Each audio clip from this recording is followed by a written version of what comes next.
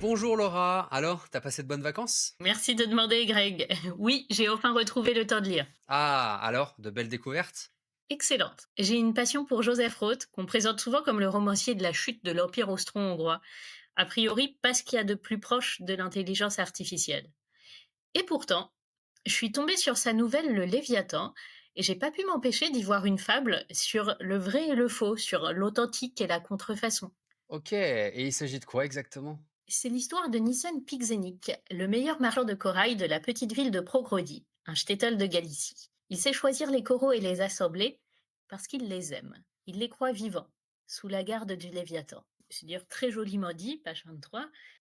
Il y a beaucoup plus de variétés de coraux que ne l'imaginent les gens du commun, qui en connaissent uniquement ce qu'ils ont vu dans les vitrines ou les boutiques.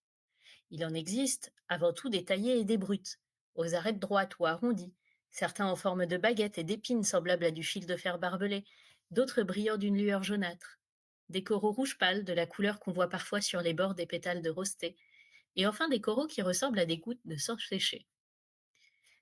Mais puisque Nissen Pixenic aime les coraux, il sait en parler et il leur confère une sorte de magie. Il trouve le collier pour chaque bourse, celui pour le cou blanc des paysannes, celui qui préserve les nouveau-nés du mauvais œil. Mais un jour, apparaît dans la ville voisine un autre marchand de corail. Alors dites-moi, les spécialistes de l'IA, dites-moi s'il vous rappelle quelque chose. Page 59. Il parlait russe, allemand, ukrainien, polonais, et s'il l'avait fallu, si d'aventure quelqu'un l'avait souhaité, Monsieur Lakatos aurait également parlé français, anglais ou chinois. C'était un jeune homme, aux cheveux d'un noir bleuté, lisse et pommadé. Soit dit en passant, le seul dans toute la contrée à porter un faux col rigide, lustré, une cravate et une petite canne ornée d'un pommeau d'or. Dans la devanture du magasin brillaient des coraux rouges, parfaits, plus légers il est vrai que les pierres de Nissen Pixenic, mais ils étaient d'autant moins chers. Alors quel est le secret d'un corail si bon marché? Il ne se fait pas prier pour l'expliquer. Deux pages plus loin. Nous confectionnons simplement du corail artificiel. Les paysans ne remarquent rien, ni ceux de Hongrie et encore moins ceux de Russie. Ils veulent du joli corail, rouge, sans défaut. En voilà, bon marché, élégant, décoratif. Que demander de plus?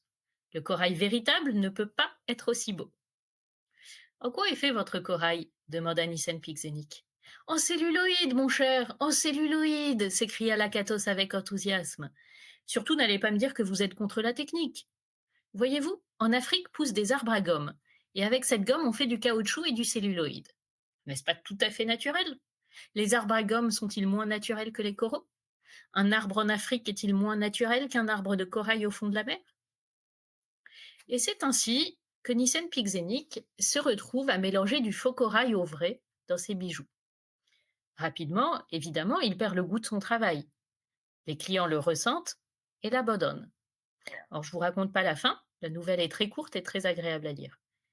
Mais maintenant, vous n'avez pas un grand effort à faire pour imaginer que le vrai, l'authentique corail, rouge et vivant, celui qui semble rajeunir lorsqu'il est porté près du cœur des belles paysannes, et ce sont toutes les œuvres de l'homme, tous les textes qu'on va nous-mêmes créer, inventer, et que le celluloïde, que vend le diable sous les traits du marchand Lakatos, c'est l'artifice, l'imité, c'est ce qui brûle avec une flamme bleutée en répandant une odeur infernale. Le véritable danger, c'est surtout de perdre la foi dans son œuvre, de la dénaturer en mêlant le vrai et le faux, l'authentique et l'artificiel. Danger de l'IA dont on ne parle peut-être pas assez. On perd l'envie de créer en perdant le sens du vrai et du faux. Alors depuis, j'imagine ChatGPT comme un jeune homme aux cheveux d'un noir bleuté, lisse et pommadé avec un faux col rigide et une canne à pommeau d'or. Vous y penserez la prochaine fois que vous générerez du texte par IA. French Tech, esprit critique pour tech éthique.